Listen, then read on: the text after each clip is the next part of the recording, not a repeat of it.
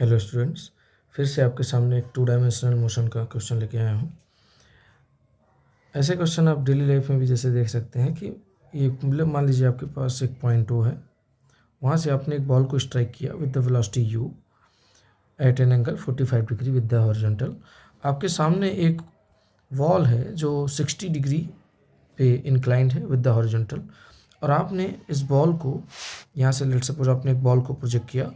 Ball को ऐसे project किया, जिसको हम प्रोजेक्टाइल बोल रहे हैं, ऐसे प्रोजेक्ट किया है कि इस वॉल पे जाके टकराए, लेकिन जो वॉल पे परपेंडिकुलरली जाके टकराए। तो जब उस वॉल से वो टकराएगा, यहाँ पे मान लीजिए इस पॉइंट पे स्ट्राइक करेगा, तो उसकी स्पीड क्या होगी। फिर से मैंने कहा, अपने फेंकते समय आपने ध्यान दिया पॉइंट ओ से जब आपने बॉल को या प्रोजेक्टाइल को आपने प्रोजेक्ट किया है, थ्रो किया है, तो एक एंगल पे, इंक्लाइंड एंगल पे थ्रो किया है। मतलब फिर से 2 डायमेंशनल मोशन का एग्जांपल हो गया एक्स डायरेक्शन और वाई डायरेक्शन। मतलब म्यूचुअली परपेंडिकुलर दो डायरेक्शंस को अलग अलग ट्रीट कीजिए। बस देखिए किस टाइप का मोशन है, उसकी कंडीशन के साथ आप इक्वेशंस लगाइए, आपका आंसर आएगा। अब आप जानते हैं यहाँ पे एयर रेजिस्टेंस को आपने ज़ीरो लिया है। मतलब हॉरिजॉन्टल डायरेक्शन को अगर हम बात करें तो हॉरिजॉन्टल डायरेक्शन की स्पीड, हॉरिजॉन्टल डायरेक्शन का एक्सेलेरेशन, हॉरिजॉन्टल डायरेक्शन का डिस्प्लेसमेंट।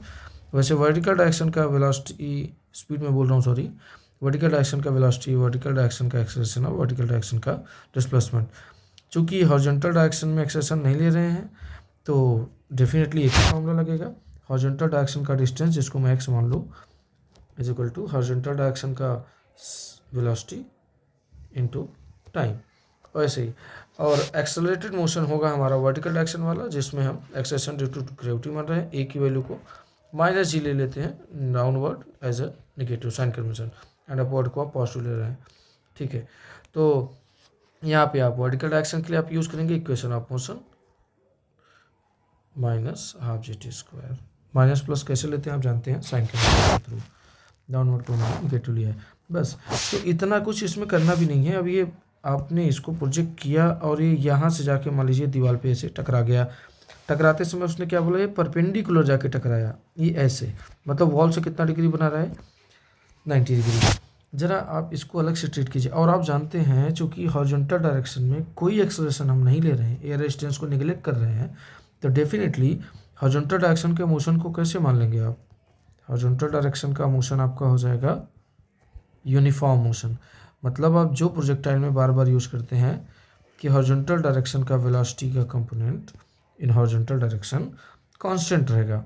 बस, तो 2 पॉइंट आपको सेलेक्ट करना है, पॉइंट ओ, 2 पॉइंट सेलेक्ट कीजिए, उन दोनों पॉइंट पे हॉरिजॉन्टल वेलोसिटी कांस्टेंट लीजिए, खत्म बात। ओ पॉइंट पे मान लीजिए जहाँ पे स्ट्राइक किया पी पॉइंट पे, तो ओ पॉइंट पे जो वेलोसिटी है इन हॉरिजॉन्टल डायरेक्शन और पी पॉइंट पे जो वेलोसिटी है इन हॉरिजॉन्टल डायरेक्शन, वो इक्वल होगा, बस दैट्स इट। तो इसके लिए क्या करना है, थोड़ी सी ज्योमेट्री आपको यूज़ करनी आनी चाहिए। देखते हैं, चलिए ये 60 डिग्री है जैसा कि आप देख रहे हैं। अब ये जब मान लीजिए आपका प्रोजेक्टाइल यहाँ से आके टकरा गया, अब ये 90 डिग्री पे टकराया है। ठीक है, तो ज़रा सोचिए, हॉरिजॉन्टल डायरेक्शन मतलब पहले तो हॉरिजॉन्टल डायरेक्शन बना दीजिए, जहाँ पे टकरा रहा है वहाँ पे हॉरिजॉन्टल डायरेक्शन में बात कर रहे हैं, तो हॉरिजॉन्टल डायरेक्शन बना दीजिए। अब ये करस्पॉन्डिंग एंगल के अकॉर्डिंग हम देखें तो ये 60 डिग्री हो जाएगा। मतलब ये यहाँ पे टकरा रहा है इस जगह पे, मतलब इसके वेलोसिटी का डायरेक्शन कुछ इस तरीके से है। तो ये एंगल कितना होगा, चूँकि ये 90 था तो ये बच गया आपका 30 डिग्री। तो ऐसा लग रहा है शुरुआत में आपने फेंका था u वेलोसिटी से एट द एंगल 45, तो हॉरिजॉन्टल कंपोनेंट कितना हो गया था, u cos 45। और यहाँ पे ऐसा लग रहा है ये इधर आ रहा है।